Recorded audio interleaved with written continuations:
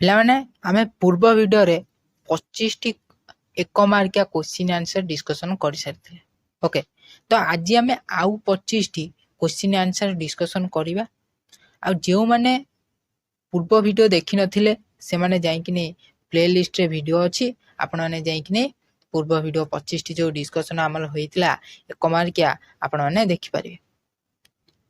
ତ ମୁଁ ଯେତେବେଳେ 5 ମାର୍କିଆ ବି ଆପଣମାନଙ୍କୁ ଇମ୍ପୋର୍ଟାଣ୍ଟ କହିଥିଲି, ଆପଣମାନଙ୍କୁ ଗୋଟେ ଜିନିଷ ମୁଁ କହିନଥିଲି, କ'ଣ ସେଇଟା ନା କମ୍ପ୍ୟୁଟରଟା ଟିକେ ପିଲାମାନେ ଏଇଟା ଟିକେ ଧ୍ୟାନ ଦିଅ ଏବେ ଯେ କମ୍ପ୍ୟୁଟରଟା ଟିକେ ପଢ଼ିକିନି ଆସିଥିବ, କାହିଁକିନା ତାରି ଉପରେ ବି ପକେଇବାର ଆପଣମାନଙ୍କର 99% ଚାନ୍ସ ଅଛି। ହେଲା, କ'ଣ ପକେଇବ ନା ଟେକ୍ନୋଲୋଜି କିପରି ଆମକୁ କ୍ଷତିକାରକ ପହଞ୍ଚାଇଥାଏ, ହେଲା, ଏମିତି ବି ପକେଇ ପାରେ, ବୁଝିପାରିଲ। ତ 5 ମାର୍କିଆ ଏଇଟା ମୁଁ ଖାଲି ଡିସ୍କସନ୍ କରିଥିଲି ଯେତେବେଳେ 5 ମାର୍କିଆ, ତ ଏଇଟା ମୋର ଠିକ୍ସେ ମନେ ନଥିଲା କହିବା ପାଇଁ, ତ ମୁଁ ଏଇ ଭିଡ଼ିଓରେ କହିଦେଉଛି। ହେଲା, ତ ଆପଣମାନେ ସମସ୍ତେ ମନେ ରଖିଦେବେ, ମନେ ରହିଲେ ସମସ୍ତଙ୍କର। ହେଲା, ଆଜି ଆମେ ଦେଖିବା, ଦେଖ 25ଟା ଡିସ୍କସନ୍ କରିସାରିଥିଲା, ଆଜି ଆମେ ଆଉ 25ଟା 1 ମାର୍କିଆ ଡିସ୍କସନ୍ କରିବା। ଦେଖ, ଡ୍ୟାସ୍ ଓ ଡ୍ୟାସ୍ ବାୟୁର ମୁଖ୍ୟ ଉପାଦାନ କିଏ? ଯବକ୍ଷାରଜାନ ଆଉ ଅମ୍ଳଜାନ। ମନେ ରହିଲା ସମସ୍ତଙ୍କର। 1 ମାର୍କିଆଟା ଟିକେ ମନେ ରଖିବା ନିହାତି ଜରୁରୀ, ହେଲା, କାହିଁକିନା 1 ମାର୍କିଆ ଲେଖିବାଟା ବି ନିହାତି ଜରୁରୀ, କାହିଁକିନା ଆସିବ ନା ଏକ୍ଜାମ୍ରେ, ଦେଖିନିଅ ଏବେଠାରୁ। 27 ନମ୍ବର ଦେଖ, ସମମଣ୍ଡଳରେ ତୃତୀୟ ସ୍ତର ରୂପେ ଡ୍ୟାସ୍ ଅବସ୍ଥିତ। କିଏ ଅବସ୍ଥିତ? ମେସୋସ୍ଫିୟର ଅବସ୍ଥିତ। 28 ନମ୍ବର କ'ଣ କହୁଛି? ବିଷୁବ ବୃତ୍ତଠାରେ ଟପୋସ୍ଫିୟର ଡ୍ୟାସ୍ କିଲୋମିଟର ପର୍ଯ୍ୟନ୍ତ ଦେଖାଯାଏ। କେତେ କିଲୋମିଟର ପର୍ଯ୍ୟନ୍ତ ଦେଖାଯାଏ? 16 କିଲୋମିଟର ପର୍ଯ୍ୟନ୍ତ ଦେଖାଯାଏ। ସମସ୍ତେ ନୋଟ୍ କରି ରଖ, ହେଲା, ଯାହାକି ଆପଣଙ୍କ ପାଇଁ ବି ବହୁତ ସାହାଯ୍ୟ ହେବ, ହେଲା, ଆଉ ଆପଣମାନେ ବି ଇଜିଲି ତାକୁ ପଢ଼ିବେ ଆଉ ମନେ ବି ରଖିପାରିବେ। 29 ନମ୍ବର ଦେଖ, ଟ୍ରପୋପୋଜ ଠାରୁ ପ୍ରାୟ ଡ୍ୟାସ୍ କିମି ଉଚ୍ଚତା ପର୍ଯ୍ୟନ୍ତ ରହିଛି। କେତେ କିଲୋମିଟର ଉଚ୍ଚତା ପର୍ଯ୍ୟନ୍ତ ରହିଛି? 20 କିଲୋମିଟର ଉଚ୍ଚତା ପର୍ଯ୍ୟନ୍ତ ରହିଛି। ହାତରେ ଆଉ ଟୋଟାଲି ହିଁ ସମୟ ନାହିଁ, ଆପଣ ଯେତେ ଜଲ୍ଦି ହେଉଛି ଆପଣମାନେ ପ୍ରଥମେ ସର୍ଟ କୋଶ୍ଚିନ୍ ଦେଖନ୍ତୁ, ଆଉ ଇମ୍ପୋର୍ଟାଣ୍ଟ ଲଙ୍ଗ୍ କୋଶ୍ଚିନ୍ ମଧ୍ୟ ଦେଖନ୍ତୁ। ସମସ୍ତେ ଜଲ୍ଦି ପଢ଼ନ୍ତୁ, କାହିଁକିନା ଟୋଟାଲି ଆଉ ହାତରେ ସମୟ ନାହିଁ, ହେଲା। ଆଉ କ'ଣ 4 ଦିନ ଖଣ୍ଡେ ରହିଗଲା ତୁମର ଏକ୍ଜାମ୍। ଜଲ୍ଦି ଦେଖ, ସମସ୍ତେ ଜଲ୍ଦି ଦେଖ ଏବଂ ନୋଟ୍ କରି ଜଲ୍ଦି ତାକୁ ପଢ଼, ବୁଝିପାରିଲ କି ନାହିଁ। ଦେଖ 30 ନମ୍ବର ଦେଖ, ଭୂପୃଷ୍ଠରେ ସମସ୍ତ ଜଳରାଶିକୁ ନେଇ ଡ୍ୟାସ୍ ଗଠିତ। କ'ଣ ଗଠିତ? ନା ବାରିମଣ୍ଡଳ ଗଠିତ। ଦେଖ କୋଶ୍ଚିନ୍ ଡିସ୍କସନ୍ କରାଯାଉଛି, ତା ଭିତରେ ତୁମେ ଯଦି ନୋଟ୍ ନ କରିବ, ପଢ଼ିବନି, ତାହେଲେ କେମିତି ହେବ, ହେଲା। 31 ନମ୍ବର ଦେଖ, ଯେଉଁ ଜଳରେ କ୍ୟାଲସିୟମ ଓ ମାଗ୍ନେସିୟମର କୌଣସି ଦ୍ରବୀଭୂତ ଲବଣ ନଥାଏ ତାକୁ କ'ଣ କୁହାଯାଏ? ମୃଦୁ ଜଳ ବୋଲି କୁହାଯାଏ। ଗୋଟେ କଥା ପିଲା ମନେ ରଖିଥିବ, ଓଡ଼ିଆ ଭାରି ବଢ଼ିଆ। ତୁମେ ଯଦି ଆକୁ ଯଦି ମାତ୍ର 2-3 ଥର ନୋଟ୍ ଲେଖିକି ପଢ଼ିଦେବ ନା, ତ ଇଜିଲି ମନେ ରହିଯିବ, ହେଲା। ତ କୋशिश करने वाला कभी भी हार नहीं होती। तो तुम समस्ते नोट कर, ताको पढ़िब, निश्चिंत भल रिजल्ट समस्त कर।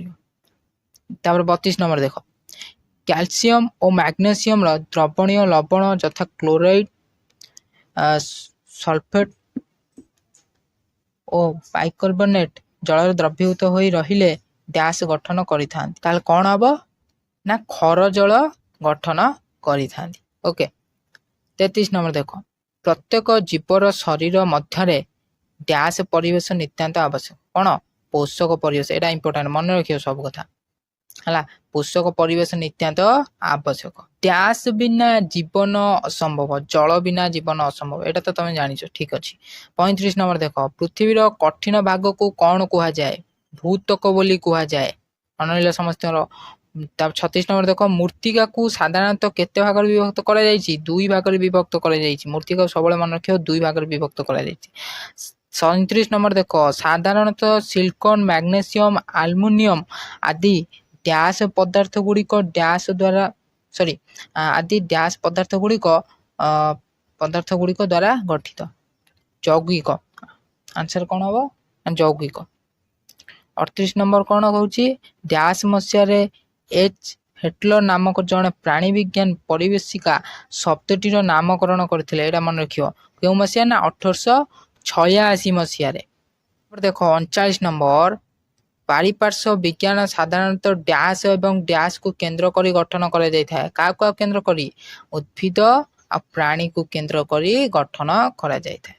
40 नंबर कौन कौच इकोलोजी शब्दटी डैश एवं डैश दुईटी शब्दर समष्टि क्या शब्दर समष्टि ओकस लोगस एटा मन रखियो सब है देख ओकस ओ सॉरी ओकस रो अर्थ डैश रहिबा स्थान कार रहिबा स्थान ना जीवर रहिबा स्थान एटा मन रखियो देख 42 नंबर लोगस रो अर्थ कौन ना पढ़िबा है ए दुईटा को मन रखियो 43 नंबर देख परिवेशिकर अर्थ है उभय प्राणी और परिवेर प्राकृतिक विषय पढ़िबा एवं जानिबा प्राकृतिक डैश विषय पढ़िबा एवं जानिबा तार आंसर कौन हम परिसंस्थान विषय पढ़िबा एवं जानिबा 44 नंबर देख पारिपार्श्व विज्ञान साधारणतः डैश एवं डैश को केंद्र करी गठन करा जायଥାଏ काकू उद्भिद आउ प्राणी को गठन करी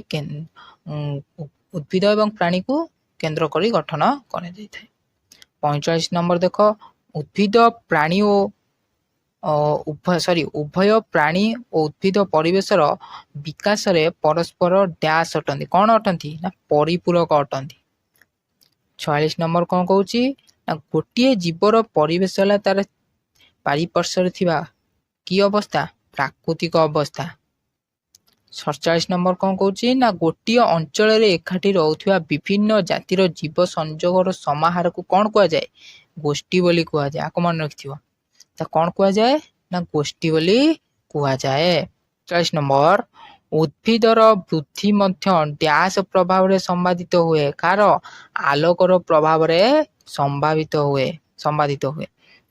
49 नंबर कौन कहूँ आलोक प्रभाव रे एक प्रकार पुष्कन हार्मोन डैश क्षरण हुए ना फ्लोरिजिन क्षरण हुए आपको मन रखियो आलोक क्यों पुष्कन हार्मोन क्षरण हुए ना फ्लोरिजिन है 50 नंबर कौन कहूँ परिवेश मध्य सबुठारु भयंकर धरणर प्रदूषण तेजस्क्रिय डैश विकरण घटी थाए आणविक विकरण घटी थाए मन रहा समस्त तो आज एति वीडियो जदि भी वीडियोटी भल लगी ताले वीडियो को लाइक करेंगे चैनल को ये आगो वीडियो देखा चैनल को सब्सक्राइब करेंगे जय हिंद वंदे मातरम।